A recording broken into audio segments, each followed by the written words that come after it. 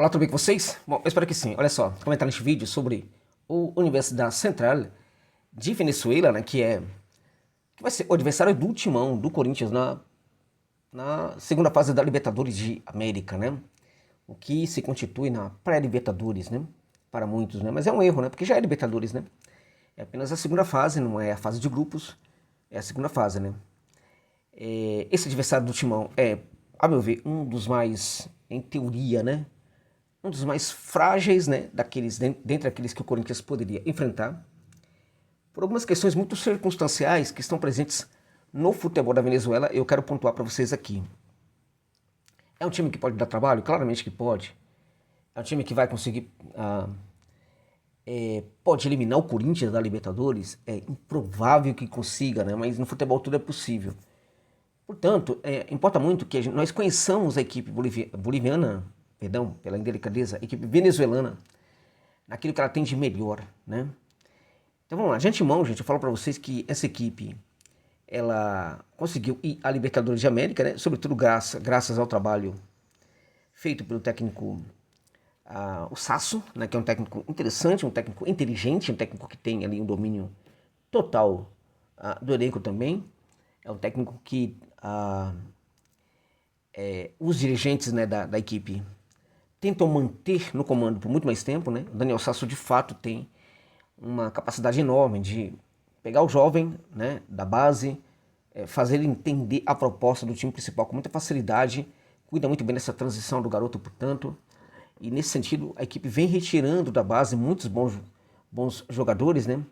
E ao contrário do que ocorre em outras equipes do futebol da Venezuela, quando o jogador é alçado à condição de alçado ao time principal, ele consegue fazer uma boa transição. Aliás, esse é um problema sério no futebol da Venezuela e que a equipe de lá, Universidade Central, consegue resolver, sobretudo a partir do trabalho do Sasso. Tá? Então, o técnico é uma grande vantagem da equipe, e o técnico vai continuar, evidentemente, na equipe quando ela estiver jogando contra o Timão.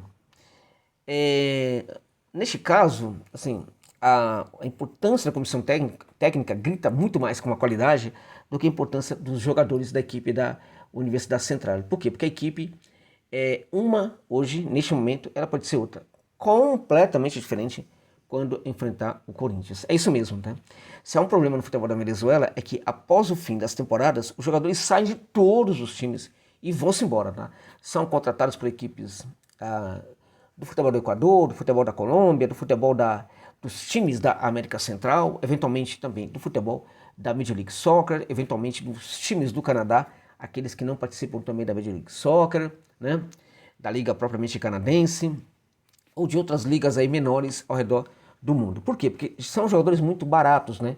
E os times precisam negociar em virtude de que o futebol da Venezuela tem muito problema com o público, né, com renda, né, e também isso é muito importante, com patrocínio, né, de tal sorte que vender jogador ainda é algo muito positivo para as equipes venezuelanas, não é diferente da equipe da Universidade Central, o CV, Universidade Central de Venezuela, tá? É uma equipe que nasceu nos anos 50, uma das mais antigas, portanto, né, e até em alguns momentos muito tradicional, né, em outros deixou de ser, em outros momentos priorizou outros esportes, né?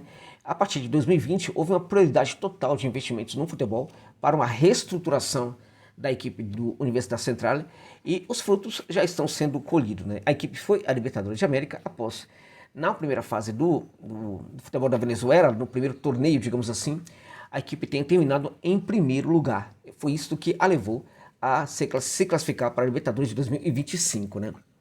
Então, vamos pontuar aqui essa questão, né? Antes de mais nada, deixar claro que a equipe joga principalmente com um esquema de 4-4-2, né? E um jogador que até o momento está presente nessa equipe da universidade, né?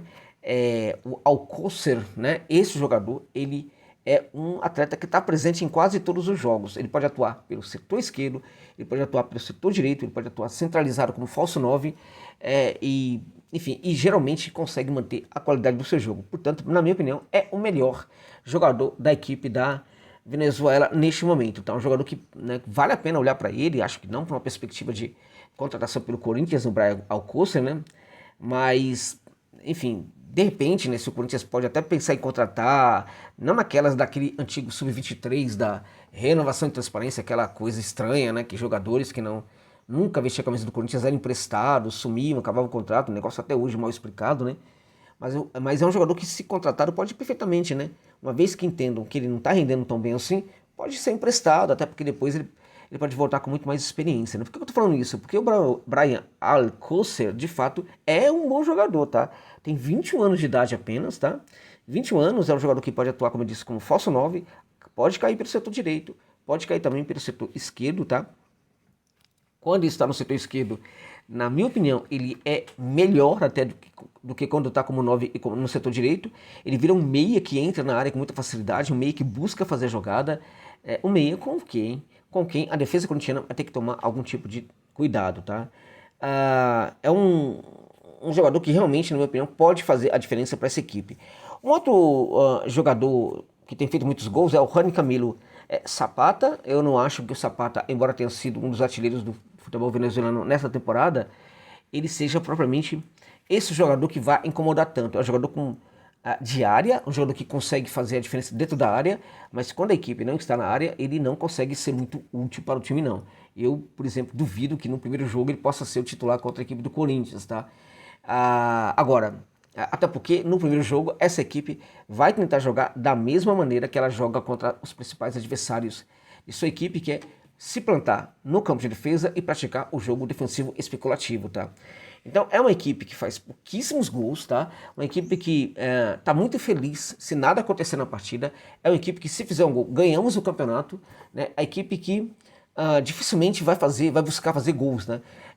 Assim, começa o jogo, o ideal, o sonho né, que o resultado do final da partida seja o mesmo do começo da partida, sem gol para lado nenhum. É mais ou menos assim né, que as coisas funcionam nessa equipe da Universidade Central. Portanto, o Corinthians é favorito para ganhar, mesmo lá na Venezuela, né, que joga em Caracas. Retira, inclusive, do Corinthians essa dificuldade que seria viajar para a Venezuela e de Caracas viajar para um outro local, tá? Então, vai ser lá na própria capital venezuelana, tá? É um time que joga o tempo inteiro buscando fechar os espaços defensivos, tá? É um time que gosta de povoar muito o setor do meio de campo, né? Por isso que, inclusive, o centroavante aí, que tem feito muitos gols, que é o Zapata, talvez contra o Corinthians ele não seja propriamente o titular, tá? Pode ser que eles coloquem ali o Blanco, né? Caso permaneça no elenco, pode ser que seja o Ortiz, né? Que é o capitão, um jogador com muita moral, né? Tá com 38 anos, certamente é um dos que não vai sair, certamente hoje, não vai sair da equipe, né? Tem também o próprio o Martínez, né, também, que é um jogador.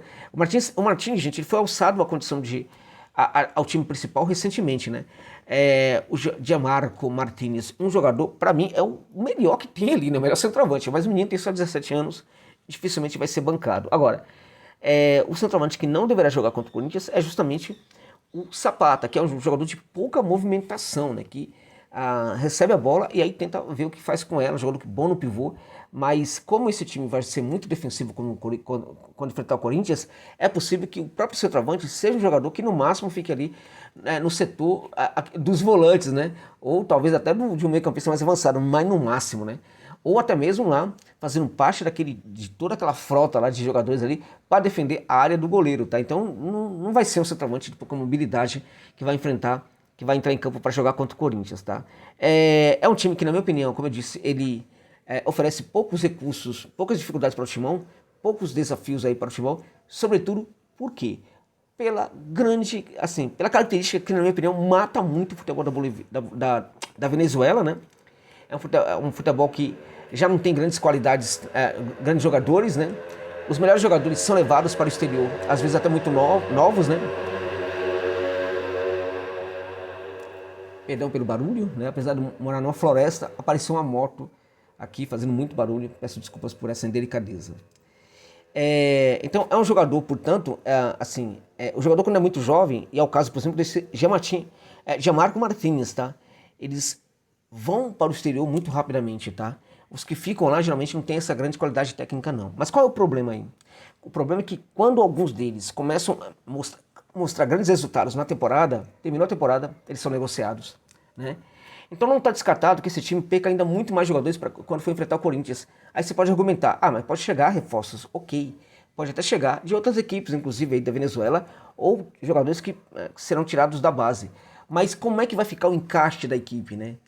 Claramente que os jogadores da base nesse sentido são até melhores, né? Porque o técnico consegue encaixá-los melhor do que os reforços, né? E muito mais rapidamente. Mas ainda assim, né? Estamos falando aqui de um trabalho que é muito bem sucedido quando ele precisa encaixar um, dois jogadores da base ao time principal. Mas quando se trata de 4, 5 ao mesmo tempo, pode dar muito ruim para a equipe venezuelana, tá? Então, assim, o Corinthians teve muita sorte aí e acho que é o primeiro caminho para conseguir superar essa primeira etapa, né? E depois conseguir aí também trilhar com sucesso a outra etapa e chegar claramente à etapa de grupos da Libertadores de América, que é o que eu acho que vai acontecer, porque para mim o Corinthians vai entrar na Libertadores de 2025 como favorito, gente. É isso mesmo, o Corinthians será um dos favoritos para ganhar a Libertadores de América, na minha opinião, tá? Então, essa equipe venezuelana não será propriamente um problema para o Corinthians, a meu ver. Tá bom, gente? É isso, muito obrigado pela gentileza de ficar comigo neste vídeo até o final. Se gostou da análise, se puder deixar um pix, fico muito grato aí pela gentileza, tá? De qualquer valor. Muito obrigado também por essa gentileza. É isso.